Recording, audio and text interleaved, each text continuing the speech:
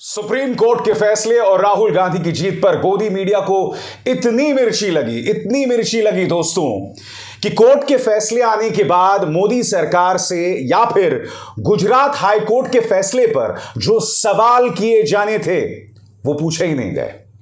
सवाल नंबर 1, और इसका जिक्र कोई और नहीं सुप्रीम कोर्ट कर रहा था। सुप्रीम कोर्ट में जस्टिस गवई ने अपने फैसले में कहा कि गुजरात से कई अदालती जो फैसले आ रहे हैं they make an interesting read, वो बहुत दिलचस्प मामले हैं। यानी कि गुजरात और गुजरात हाईकोर्ट से आने वाले फैसलों पर सवालिया निशान खड़ी कर रही है सुप्रीम कोर्ट। यही नहीं, सुप्रीम कोर्ट ने जो सवाल किया उस पर भी गोदी मीडिया ने डिबेट नहीं किया। और वो सवाल क्या था कि आखिर गुजरात हाई कोर्ट के जज ने या सूरत की सेशंस कोर्ट के जज ने राहुल को अधिकतम 2 साल की सजा क्यों सुनाई। सवाल यह भी नहीं पूछा गया कि यह बीजेपी के लिए कितना बड़ा झटका है। उल्टा मैं आपको बतलाना चाहूंगा कि गोदी मीडिया को मौका मिल गया था राहुल के बहाने विपक्ष के गठबंधन इंडिया पर सवाल उठाने का। मैं आपको बतलाना चाहता हूं दोस्तों कल किस तरह का प्रोपेगेंडा चलाया जा रहा था। सबसे पहले आपके स्क्रीन पर यह है रिपब्लिक भारत। राहुल को राहत, इंडिया की आफत। अरे भाई बताइए इंडिया की आफत कैसे है? राहुल को अगर राहत मिली है तो आप उस मुद्दे पर चर्चा कीजिए ना।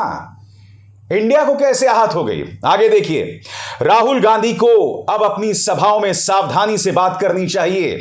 फिर देखिए 2024 का climax chart Modi versus Rahul तय। फिर देखिए साहब, राहत राहुल को मिली है, खुशी की लहर बीजेपी में। राहुल को राहत से इंडिया फंस गया। आप देख रहे हैं तमाम न्यूज चैनल को बाकायदा एक टूल किट मिला था कल, और उसी टूल किट के अंतर्गत वही जुबान, वही भाषा, कोई बहुत ज्यादा तब्दीली नहीं की, वही भाषा का इस्तेमाल तमाम न्यूज चैनल्स कर रहे थे।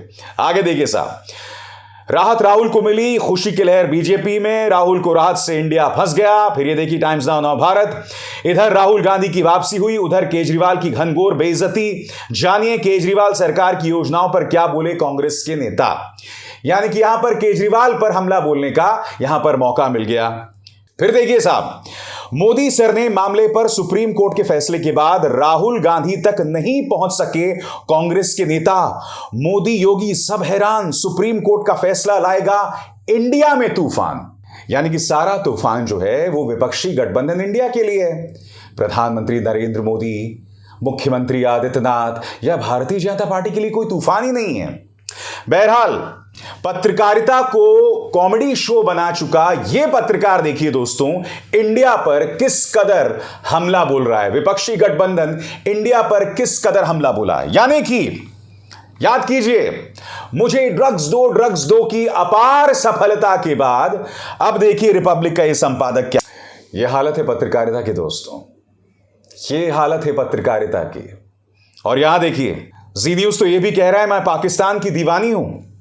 फिर देखिए सत्यम शिवम सुप्रीम सुंदरम, राहुल के नाम पर विपक्ष को संजीवनी, सजा पर विराम, अब संसद में संग्राम।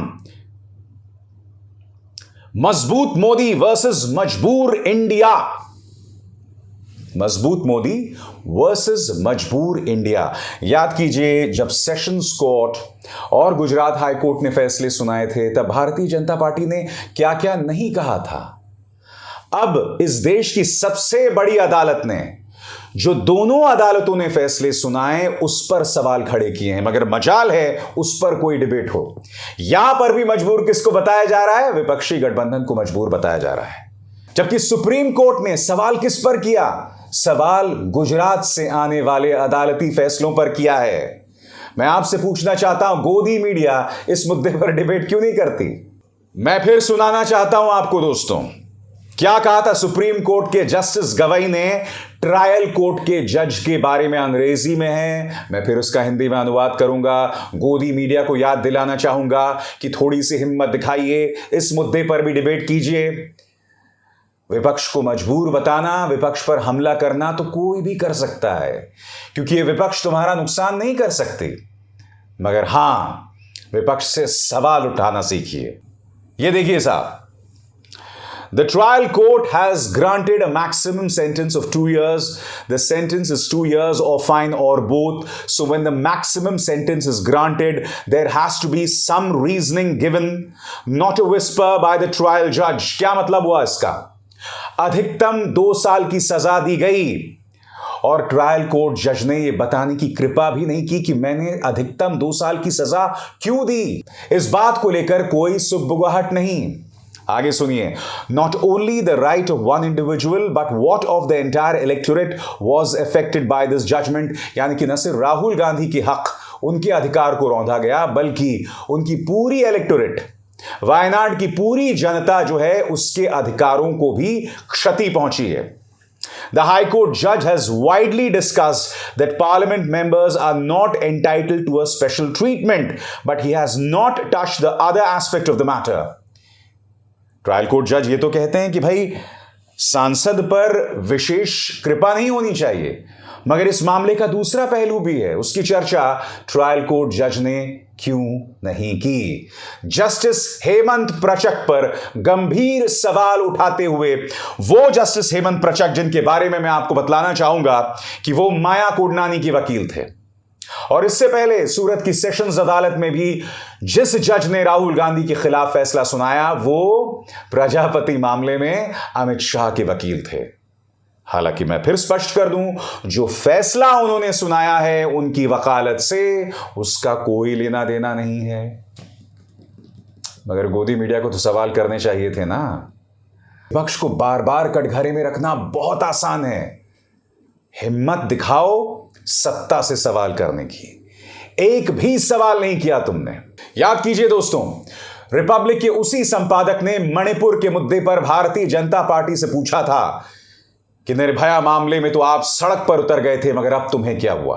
उस वक्त रिपब्लिक का वो संपादक भारतीय जनता पार्टी की एक छोटी मोटी प्रवक्ता हैं चारू प्रज्ञा, उन्हें कटघरे में रख रहा था। प्रधानमंत्री अमित शाह से सवाल पूछने की थोड़ी सी भी हिम्मत नहीं दिखाई। और देखा आपने थोड़ी देर पहले इंडिया को लेकर क्या मजाक बनाया जा रहा था। हकीकत यह है दोस्तों, और इसके अलावा कुछ नहीं, इनमें हिम्मत नहीं है सवाल पूछने की। अभिसार शर्मा को दीजिए इजाजत। नमस्कार। स्वतंत्र और आजाद पत्रकारिता का समर्थन कीजिए, सच में मेरा साथी बनिए। बहुत आसान है दोस्तों, इस ज्वाइन बटन को दबाइए और आपके सामने आएंगे ये 3 विकल्प, इनमें से एक चुनिए और सच के इस सफर में मेरा साथी बनिए।